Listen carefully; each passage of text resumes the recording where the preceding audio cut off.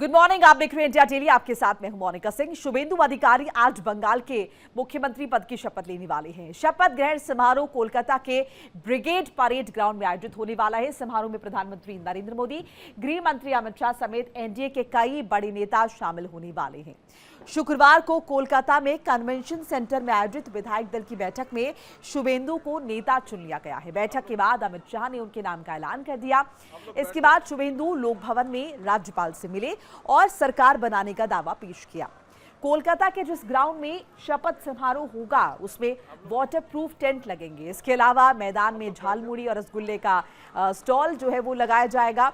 पंडाल को बंगाल की थीम में सजाया जाएगा। कार्यक्रम में 1 लाख लोगों के आने की संभावना है।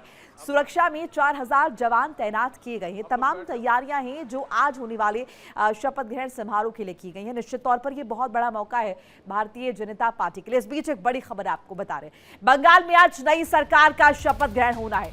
नई सरकार का शपथ ग्रहण बंगाल में आज शुभेंदु अधिकारी सीएम पद की शपथ ले लेंगे। प्रधानमंत्री नरेंद्र मोदी, गृह मंत्री अमित शाह इस शपथ ग्रहण समारोह में शामिल होंगे, सम्मिलित होंगे।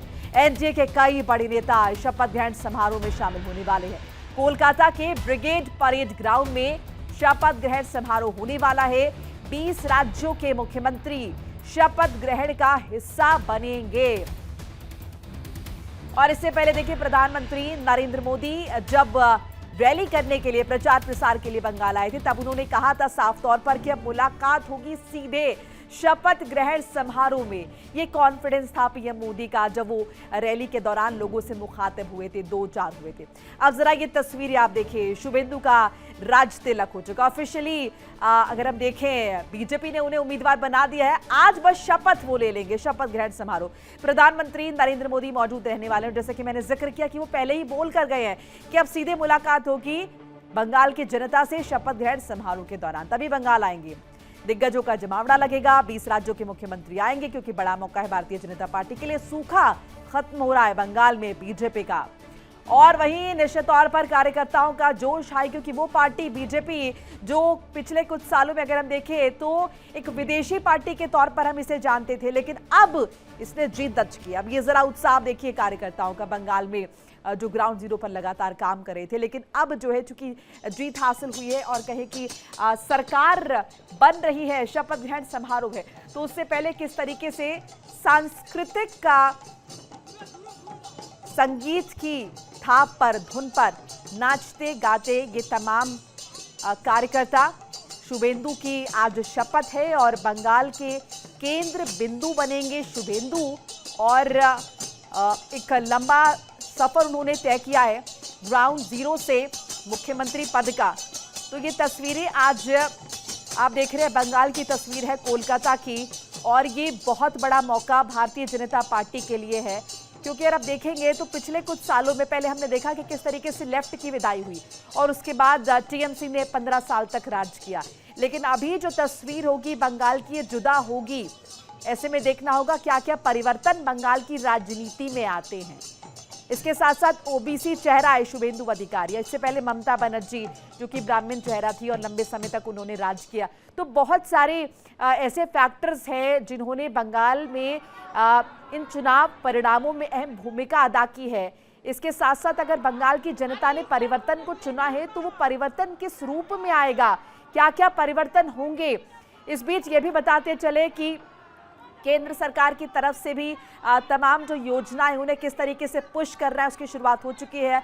आयुष्मान योजना को भी बंगाल में लाया जाएगा। इसके अलावा अगर हम देखें तो हर घर पेयजल को लेकर कुछ अमाउंट जो है वो बाकी था, वो अब रिलीज किया जा रहा है। तो ये कुछ उपहार जो है वो देने बंगाल को शुरू हो चुके हैं। और ये तस्वीरें आप देख रहे हैं पारंपरिक नृत्य की।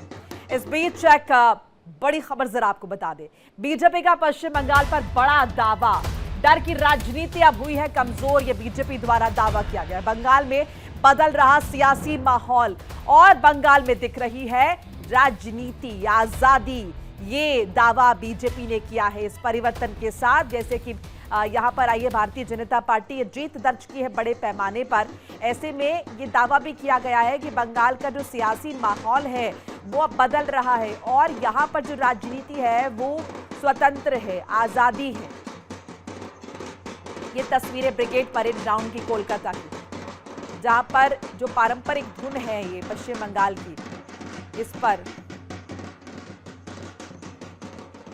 पर अगर देखें तो खुशी मनाते हुए तमाम ये कार्यकर्ता।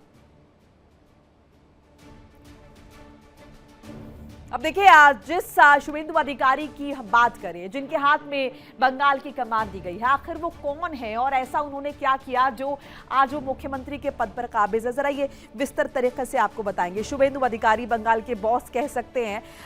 जन्म इनका हुआ 15 दिसंबर 1970 को। उनकी पूरी बायोग्राफी आपको बताने की कोशिश कर रहे हैं।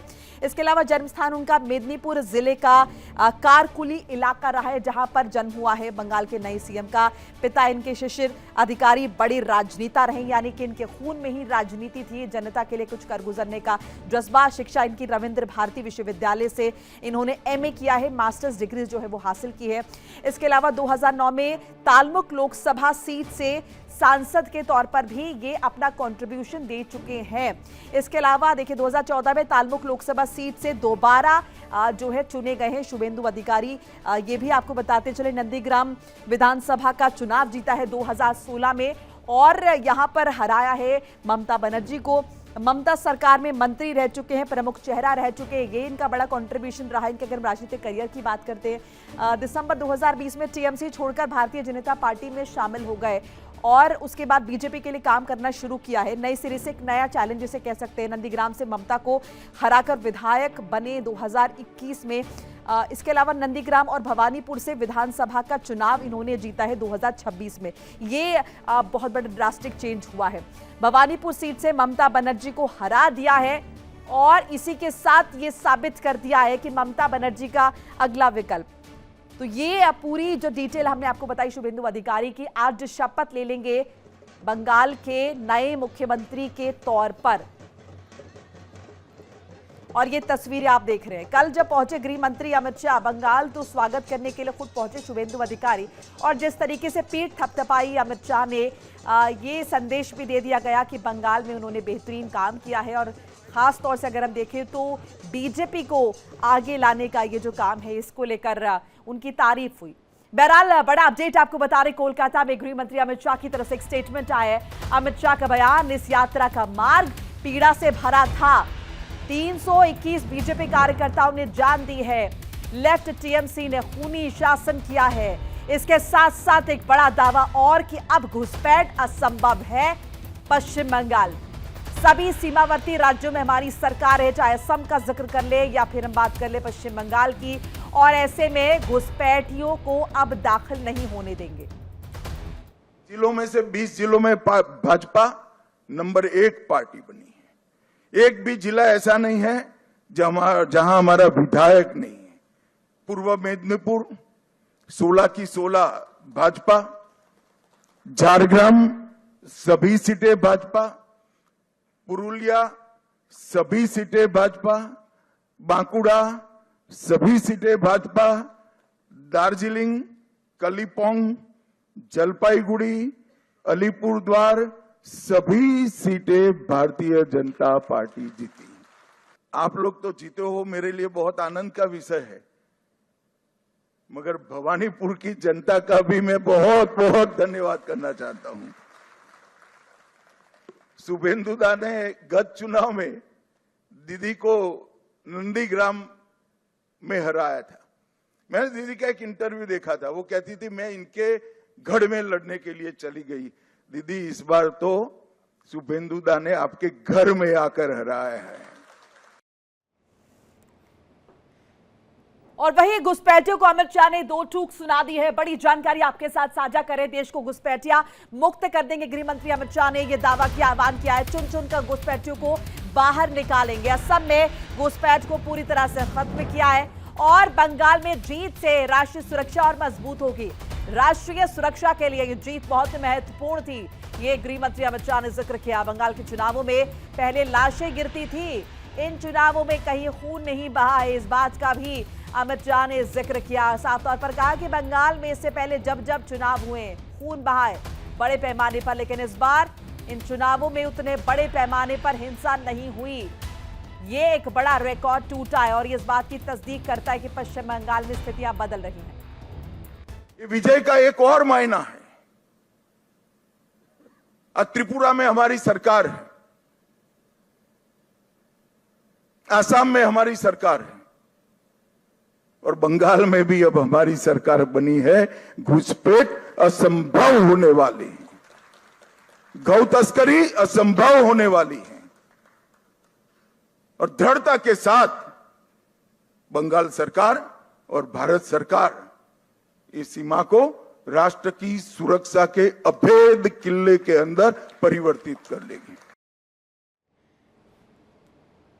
और वही बड़ी खबर बता दें, शुभेंदु अधिकारी को बधाइयों का सिलसिला शुरू हो चुका है। योगी आदित्यनाथ ने बधाई दी शुभेंदु अधिकारी को और आज सीएम पद की शपथ लेने वाले हैं शुभेंदु अधिकारी। इस बीच बधाइयों का सिलसिला लगातार जारी है। उत्तर प्रदेश के मुख्यमंत्री योगी आदित्यनाथ जो कि खुद पहुंचे थे बंगाल प्रचार प्रसार के लिए, उन्होंने भी शुभेंदु अधिकारी को इस पोस्ट के जरिए बधाई दी है। योगी आदित्यनाथ ने पार्टी के फैसले की सराहना भी की है और लिखा है कि श्री शुभेंदु अधिकारी को बंगाल के विधायक दल का नेता चुने जाने पर हार्दिक बधाइयां, शुभकामनाएं। ये योगी आदित्यनाथ ने पोस्ट किया है। इसके साथ साथ जो फैसला पार्टी ने लिया है शुभेंदु को सीएम बनाने का, इस फैसले की भी सराहना योगी आदित्यनाथ द्वारा की गई है। योगी आदित्यनाथ उत्तर प्रदेश के मुख्यमंत्री और भारतीय जनता पार्टी के स्टार प्रचारक के तौर पर पश्चिम बंगाल गए थे, यहां की जनता से वोट की अपील की थी और अब चूंकि जीत गई है पार्टी, तो ऐसे में निश्चित तौर पर यह मौका जो है कहीं ना कहीं अगर हम देखें तो खुशी मनाने का है बीजेपी के लिए और ऐसे में वो सिलसिला लगातार जारी है।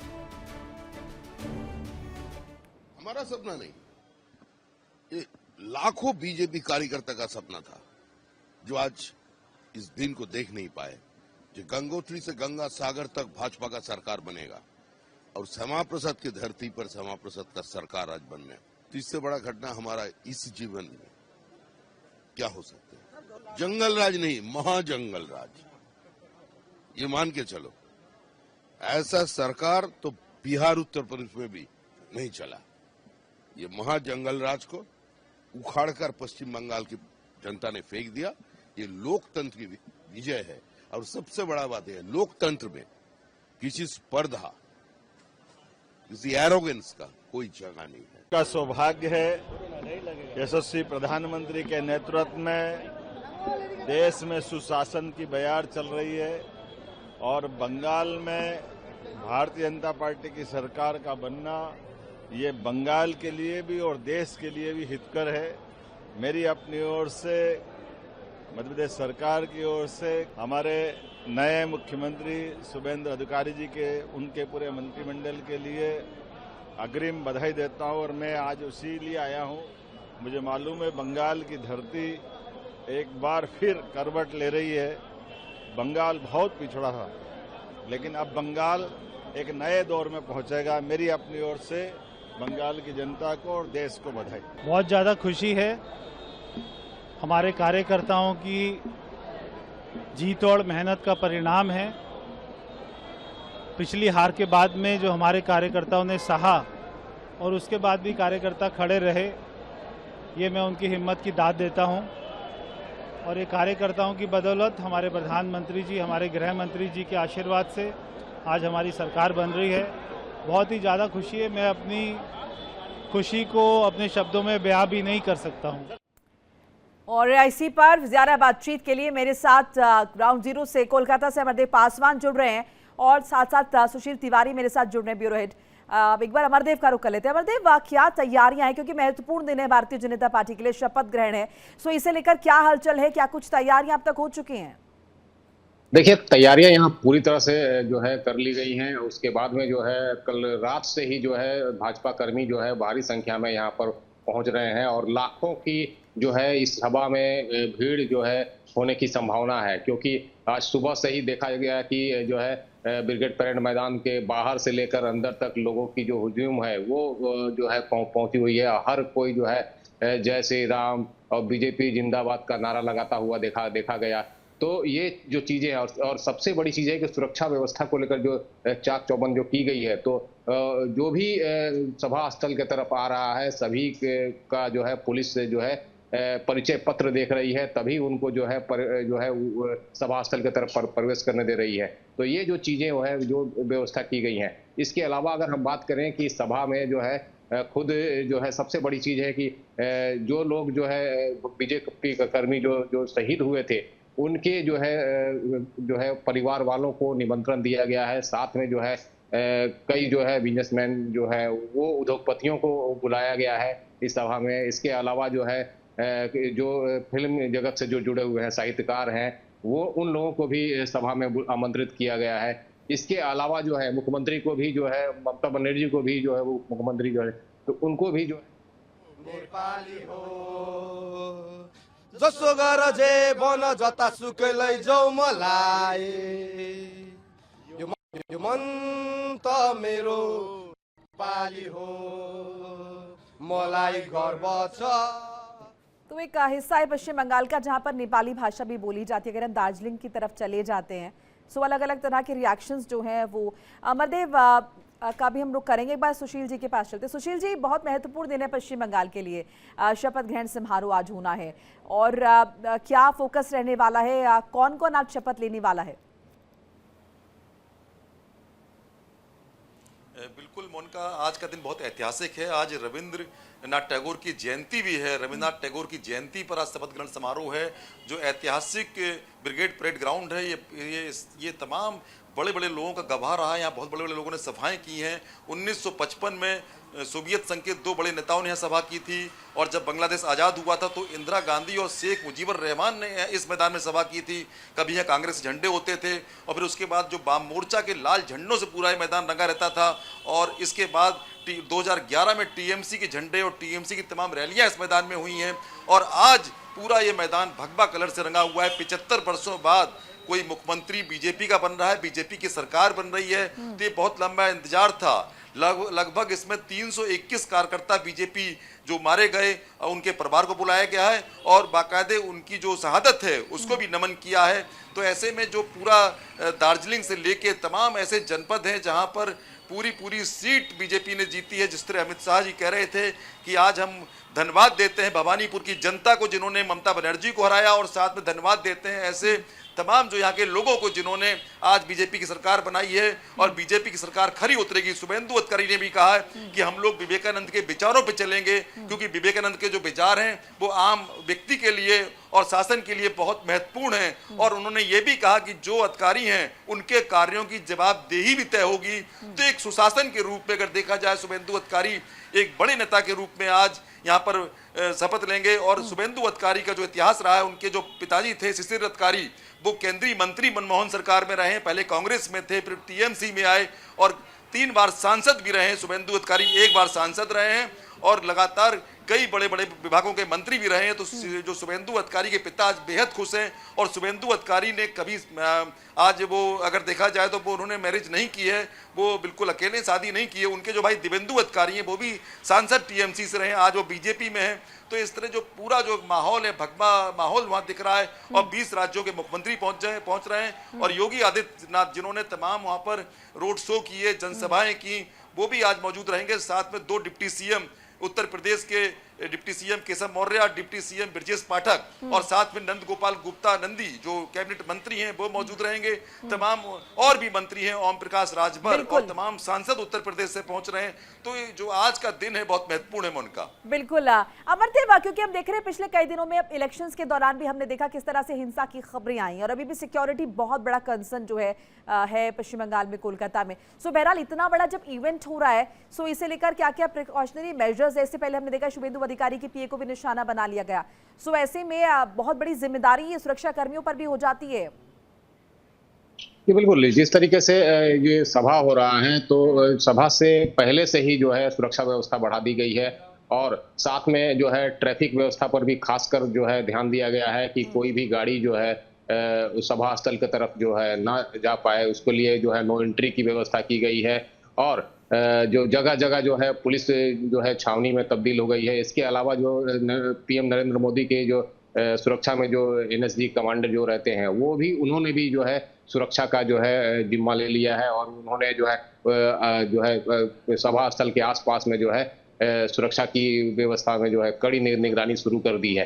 तो ये चीजें जो है देखने को मिल रही है यहाँ पर और साथ में जिस तरीके से लोग वहाँ पहुँच रहे हैं तो उनका परिचय पत्र भी देखा जा रहा है, तभी जो है सभा स्थल की तरफ जो है प्रवेश करने दिया जा रहा है। और बाकी जिनके पास सब जो परिचय पत्र अगर नहीं है और उनको निमंत्रण पत्र नहीं मिला है, उनको जो है सभा स्थल के तरफ जो है प्रवेश पर निषेध लगाया गया है। तो ये चीजें जो है देखने को मिल रही हैं यहाँ पर। और साथ में आप देख सकते हैं कि जो है यहाँ के जो भी सांस्कृतिक जो नृत्य हैं, चाहे वो सांस्कृतिक जो गान है, ये तमाम चीजें जो है वहाँ पर लेके जो है बीजेपी कर्मी वहाँ पहुंचे हुए हैं। और पीएम नरेंद्र मोदी पंडाल का बहुत खास महत्व होता है। जब हम बंगाल की बात करते हैं, हम देखते हैं कि जब दुर्गा पूजा का मौका होता है तो अलग अलग थीम पर पंडाल बनाए जाते हैं। और ये सिर्फ पश्चिम बंगाल में नहीं, हम बाहर भी देखते हैं। जब दिल्ली की बात करें, यहाँ पे दूसरे जगहों की जहाँ जहाँ भी बंगाली प्रवासी रहते हैं, सो यहाँ पर भी कुछ इस तरह की थीम वगैरह रखी गई है। ये जो पूरा समारोह है इसे लेकर, जी बिल्कुल, यहाँ पर जो थीम यहाँ पर रखी गई है, ये बहुत अच्छा सवाल आपने पूछा है। क्योंकि यहाँ पर जो थीम लगाई गई है, यहाँ पर साफ देखा जा रहा है कि जो है गंगा सागर की झलकियां जो देखने को मिल रही है इस थीम में।